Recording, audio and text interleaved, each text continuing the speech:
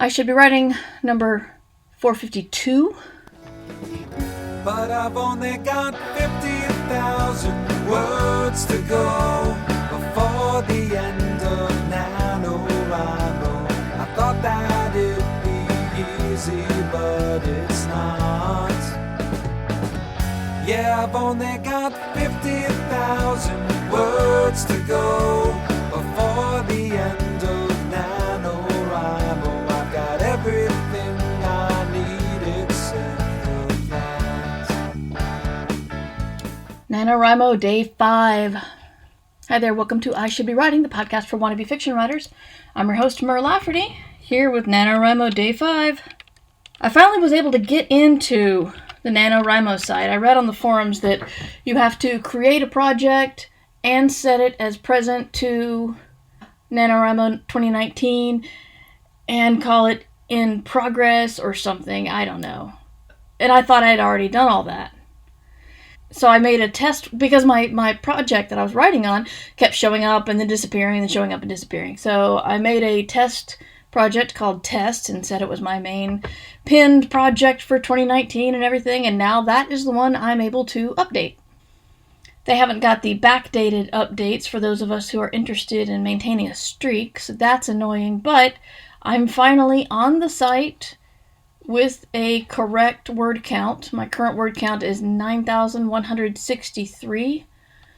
I believe the goal today was 8,333. So I'm a little bit above. Happy about that. Because I'm traveling this week. I'm going to be at the Ozark Book Festival on Saturday, if you're in the area. And one thing that was cool was I asked the writers on Twitter to give me some self-care advice. And they did. And I'm having to scroll past all of the discussion we had about the lighthouse last weekend. But,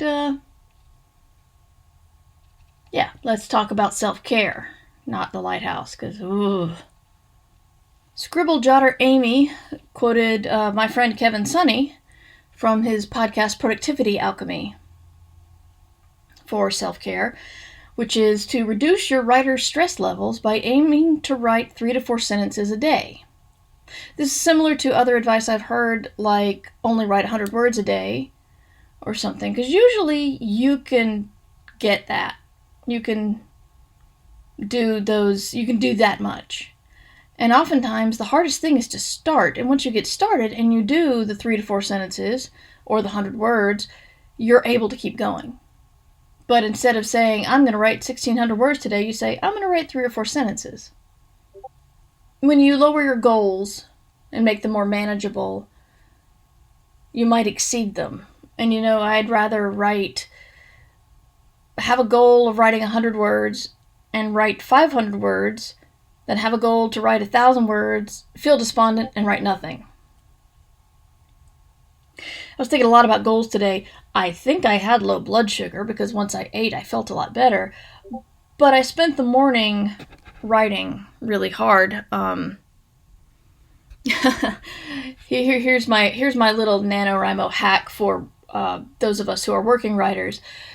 If you have to write something that's not in your NaNoWriMo project, well, I'm just going to say that my character is a writer, and we're just going to take a brief interlude and look at his outline for a new novel. So I'm counting that 1,700 words I wrote today. Dang it. It's just what my character wants to write. That's all. Will it die when editing comes? Maybe, but that's editing. That's not writing. Anyway. Hacking your brain, productivity hacks, trying to just trick yourself into thinking, that's not broccoli, that's little trees. You're eating in elf's living room. I don't know what kind of sadistic child I'm trying to convince to eat broccoli here. I'm going off to a bad place.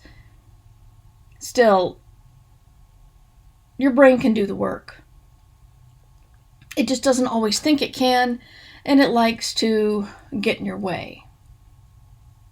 So, telling yourself that you have only a couple of words.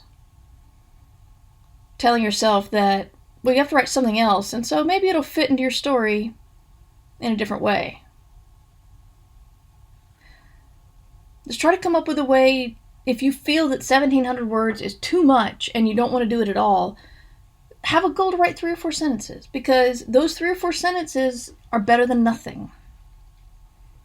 Anyway, I'm sorry, I got off topic. I was overwhelmed today after writing my big project this morning, and I was looking at my to-do list, and I wanted to cry, and looking around at like the house and laundry and errands I had to run, and I just wanted to cry. And I knew that if I had just taken the time I was using to freak out and done the work, it would have been fine. But instead I needed to panic. And apparently eat. So after I ate lunch, I felt a lot calmer. Got a couple of things taken care of. Sometimes your brain is a 4-year-old and you have to treat it like that. Sometimes your brain just needs a nap. But we'll be talking about sleep on another day, because I've got 30 of these to fill and I've only done 5, so... You should check out Kevin Sunday's Productivity Alchemy podcast. I'll be linking to that in the show notes. And if you want to see the show notes, they're at merverse.com. If you have a question about self-care, or you want to suggest something about self-care for me, email me at mightymur@gmail.com. I'm on Twitter at mightymur, but not so much right now because, as I said, I'm feeling kind of overwhelmed. And when I feel overwhelmed, the bad or irritating news on Twitter tends to upset me more. So I need to take a step back from social media for, that's my self-care right there. But I'll be on from time to time. And remember, you can support the Patreon at patreon.com/mightymur. You will get episodes every day this month instead of just every weekday. At $5 or more, you'll get access to the Discord. And there are people there from all around the world. So there's almost always a sprint going, which is just awesome. So we need more people to keep more sprints going. And if you do support at the $5 or more level and you don't have it linked to the Discord, just let me know. I send them out frequently. But if the Patreon email is going to your spam folder, that might be where it is. Anyway, let me know. I'll see you tomorrow. Till then, you should be writing. You can support the podcast and get a full 30 days of NaNoWriMo goodness at patreon.com/mightymur. Music by John Anelio. johnanelio.bandcamp.com. Used with permission. Thanks, John. And at best, my